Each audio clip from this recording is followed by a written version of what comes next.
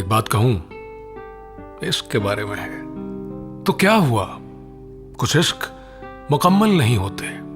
तो क्या हुआ, कुछ इश्क मुकम्मल नहीं होते। कम से कम घनघोर इश्क तो किया था। कॉलेज के किसी दीवार पर वो दोनों आज भी गढ़े मिल जाएंगे। क्या आपकी भी कहानी ऐसी है?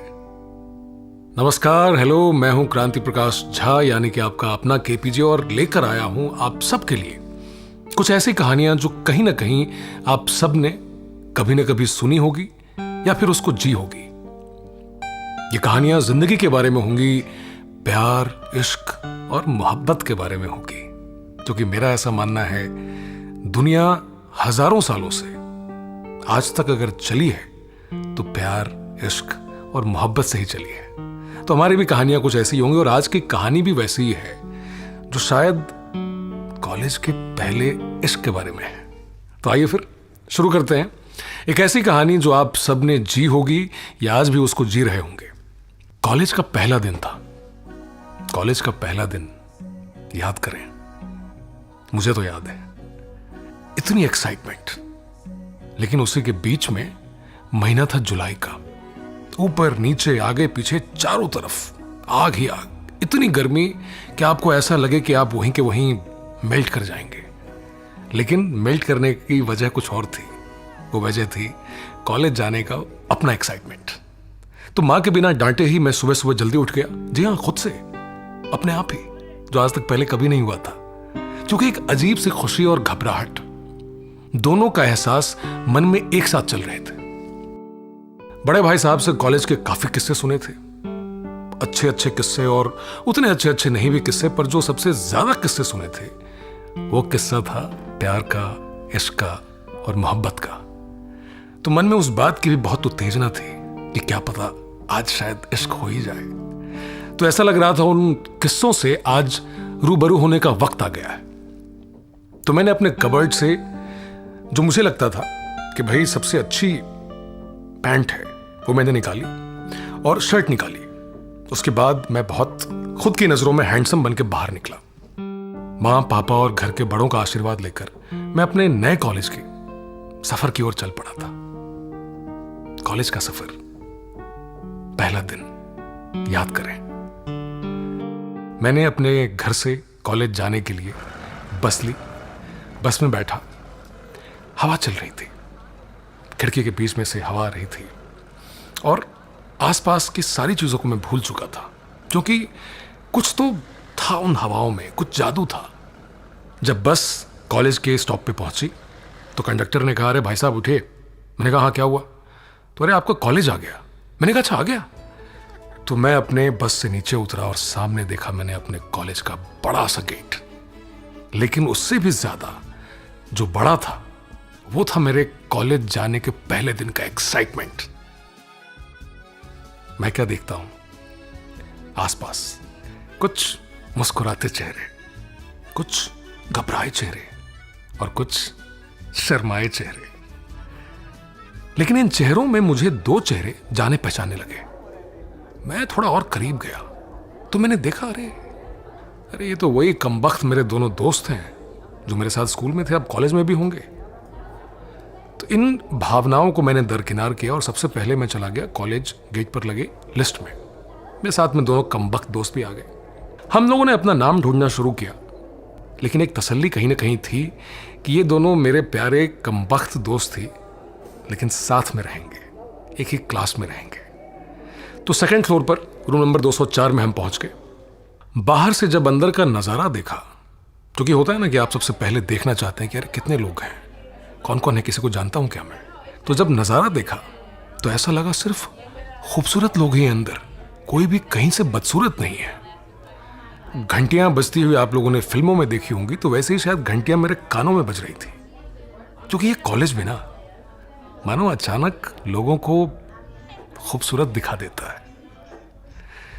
कुछ ही देर में तीनों सोच में पड़ गए कि जाएं तो जाएं कैसे अंदर, क्योंकि अंदर की जो धड़कनें थी वो बहुत बढ़ी हुई थी। धुक धुक धुक धुक धुक धुक। क्यों? क्योंकि छोटे शहर से आए थे स्कूल करके। ये तो पापा का ट्रांसफर हुआ तो दिल्ली पहुंचे और शायद पढ़ाई अच्छी कर ली तो नंबर्स अच्छे आ गए, तो इतने अच्छे और इतने बड़े कॉलेज में दाखिला मिल गया। तो मन में कहीं एक डर था कि यार मजाक बंद करना रह जाए। इतने में ही बेल बज गई और हमारे प्रोफेसर आते दिखे। हम तीनों ने मौका देकर उनके साथ ही क्लास में एंट्री के ले ली और जाकर सीधा बैठे। कहां? जी हां, कहां। मैं यकीनन कह सकता हूं कि आप में से कई लोगों ने यही किया होगा। हम लोग सीधा जाके बैठे लास्ट वाले बेंच पे। अभी जो लास्ट बेंच होता है ना, ये उस पूरे क्लास का सबसे कमाल का बेंच होता है, जो कि होता तो लास्ट है, लेकिन जिंदगी की रेस में कई बार लास्ट बेंच वाले ही सबसे आगे निकल जाते हैं। मैं जानता हूं आप सब लोग इस बात से सबसे ज्यादा रिलेट करेंगे। तो हम लोग जाके वहां बैठ गए। अब एक तरफ क्लास चल रही थी और एक तरफ नए दोस्त बन रहे थे। पता ही नहीं चला कब 3 घंटे बीत गए और ब्रेक का टाइम हो गया। अब क्या है कि बॉयज स्कूल में पढ़े थे, इसलिए लड़कियों से बात करना थोड़ा तो मुश्किल था, पर यही एक कमबख्त दोस्त कब काम आते हैं। कुछ ही देर में सबसे बातें भी हो गई और मुलाकातें भी हो गई। अब इसी शोर और शराबे में मेरी नजर क्लास में फर्स्ट बेंच पर बैठे एक लड़की पर गई। काले चश्मे पहनकर वो अपनी किताब में डूबी हुई थी। वो ना तो किसी से बात कर रही थी और ना ही मुलाकात कर रही थी।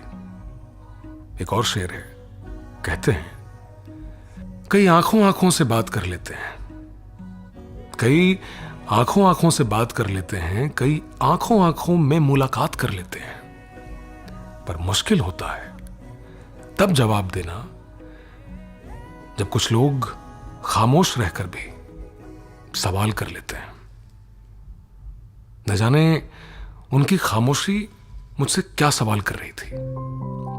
कुछ तो हो गया था जो मुझे शायद समझ में नहीं आ रहा था। मेरे ख्याल से पहला इश्क होते हुए शायद कुछ समझ में नहीं आता। तो क्लास जो है वो फिर से शुरू हुई। मैं भी नए प्रोफेसर और पढ़ाई की ओर ध्यान देने लगा। नहीं, कॉलेज का पहला दिन और पढ़ाई, ना जी ना, ये तो हमने कभी नहीं किया। क्योंकि बार बार नजरें बचाकर मैं उस लड़की को ही देख रहा था। ये फिर से मैंने देखा। जाने क्या बात थी उसमें। दूसरी लड़कियों की तरह ना ही लिपस्टिक, ना ही कोई मेकअप और ना ही हाई हील्स, बस खूबसूरती, सिंप्लिसिटी, और शायद मुझे यही भा गई थी। आखिर 3 लेक्चर्स कब खत्म हो गए पता ही नहीं चला। आपको पता है, फिल्मों में देखा था और कहानियों में सुना था। ऐसा लग रहा था कि शायद इश्क हो गया है। वो कहते हैं ना, वो इश्क क्या जो वक्त देखकर हो, वो इश्क क्या जो वक्त देखकर हो। अरे जनाब, इश्क है, यहां तो वक्त भी अपनी परवाह छोड़ देता है। तो अब हम भी परवाह नहीं करेंगे, इश्क करेंगे। क्या आपके साथ भी ऐसा ही हुआ है? कमेंट्स में अपनी कहानी जरूर बताइएगा, क्योंकि हो सकता है कि मैं उस कहानी को आप सबके सामने प्रस्तुत करूं। और इसी के साथ मैं अब विदा लेता हूं। अगली कहानी लेकर जल्द आऊंगा आप सबके सामने। मैं हूं आपका अपना क्रांति प्रकाश झा, और जाते जाते सबसे इतनी गुजारिश करूंगा कि देखिए, दुनिया में बहुत सारी चीज़ें ऐसी होती हैं जिस पे हमारा नियंत्रण नहीं है, यानी कि कंट्रोल नहीं है। लेकिन एक चीज़ पे ज़रूर है, वो है आप इस दुनिया को कितना प्यार, इश्क और मोहब्बत दे सकते हैं। ये तीनों चीज़ देने में पैसे भी नहीं लगते, तो बांटिए प्यार, इश्क, मोहब्बत। Good night.